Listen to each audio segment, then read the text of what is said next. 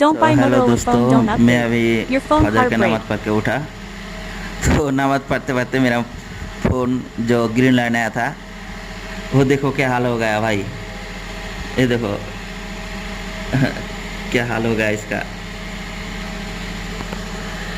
कुछ नहीं आ रहा है यार, कुछ नहीं आ रहा, पूरा गया फ़ोन फ़ोन मेरा।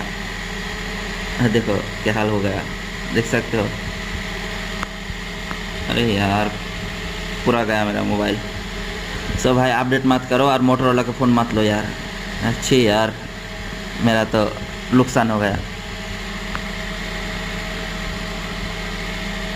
ठीक है, तो मोटरोला का फ़ोन मत लो, बेकार की यार, बेकार की कंपनी यार। छे, ग्रीन लाइन दिया अच्छा बात है, उसके बाद देखो क्या हाल हो गया। फ़ोन अपडेट भी मत करो, कोई भी फ़ोन हो अपडेट मत करो। ज़रूरत है तो नया फ़ोन ले लो, अगर एंड्रॉयड 15 16 चलाना हो तो।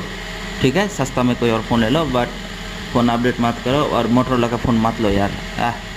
अस्तगफिरुल्लाह। तो दोस्तों नमाज़ कलम पढ़ा करो, ठीक है, अच्छे से ख्याल रखा करो। Bye bye.